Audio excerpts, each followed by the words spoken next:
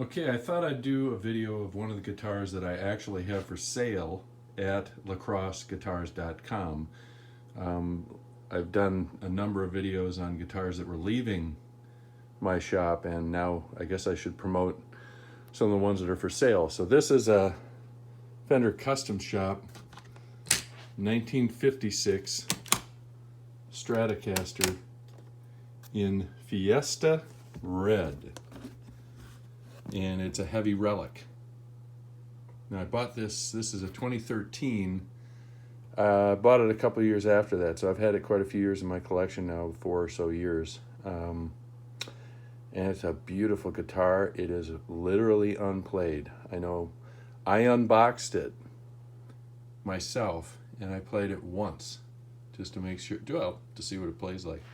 And it's one of those light, resonant, bright sounding, unplugged, it's loud, that kind of thing.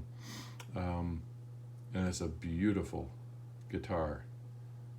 Patterned after the 1956, but with some of the more modern specifications that we all like. Now, one of the things about a 56, I had a different 56 in turquoise.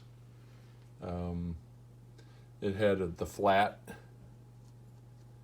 string tree. This one has a kind of a normal one, and I've seen them both ways. So I think that year they transitioned into this this later string tree from that flat string tree, but I've seen both of them. With the 56s, this is not my first 56. So the heavy Relic, it looks like something you'd see on the wall of Dave's guitars in their museum area. Imparted wear, and it is incredible how real they make this look. Incredible. These people are really accomplished at making guitars look old.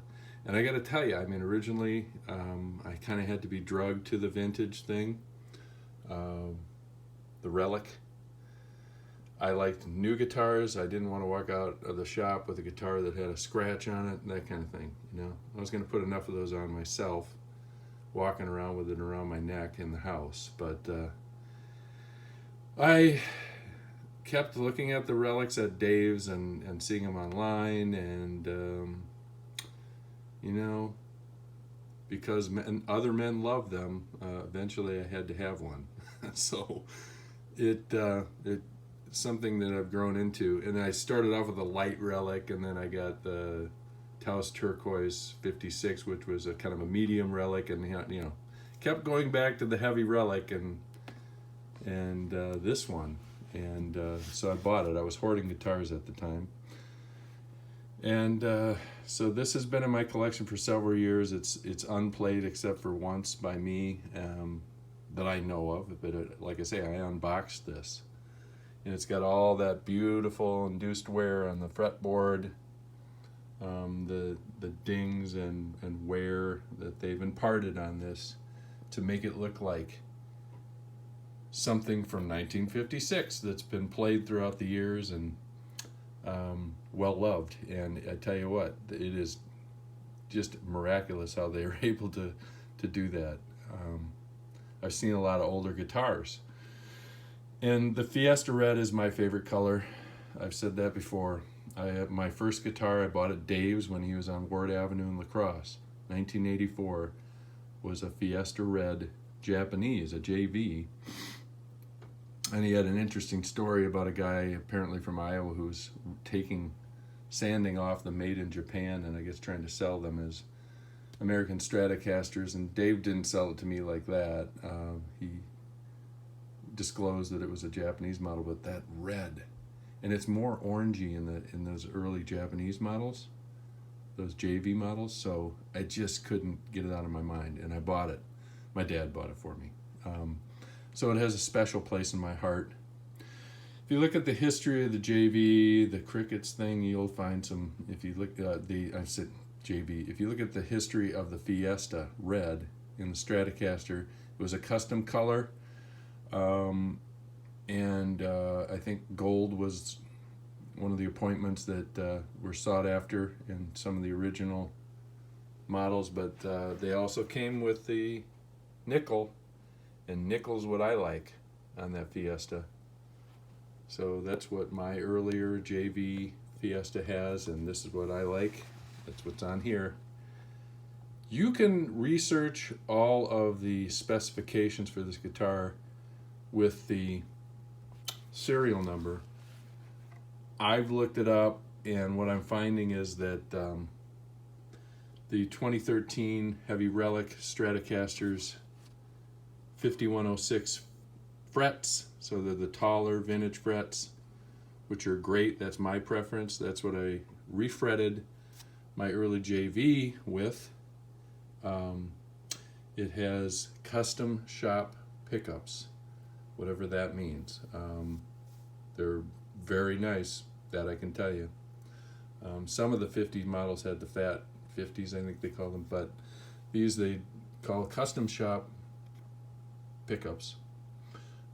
It's got a what they call the large V, and to me, I felt larger. I felt some that a telly that I've got that feels like a baseball bat, but this one and that other 56 may have been a little bit fatter than this. I don't know. This one's comfortable, but it is a V. What else? Specifications. Oh, five-way. I don't know. I didn't look in there to see if the 3-way comes with this.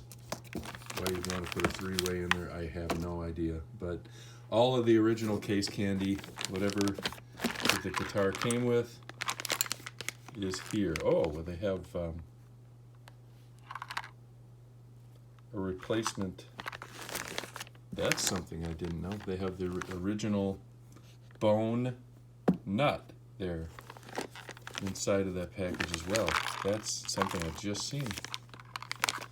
But the hang tag, the COA, the Certificate of Authenticity, is with this guitar. Beautiful G&G case. But one thing I did notice, there was a snag, a small snag on this tweet. I don't know how it happened. Maybe I missed it when I unboxed it and I just never saw it, but it's been in nice temperature controlled storage in my house, the basement area of my house, which is dry and temperature controlled, humidity controlled for my guitars. And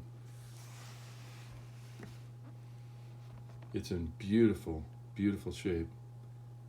And I don't know why I haven't sold it yet. The price is good. Take a look at it at lacrosseguitars.com. And if you don't want to buy it, I'll keep it. Like I always say, I love keeping these things in my collection, and when I sell one, I definitely feel a little down. But I'll sell it to you. That's kind of the way I come across my guitars. I see something I like, I keep going back, and let's do it. And you won't be disappointed if you have this baby in your collection, but I will be. Thanks for taking a look.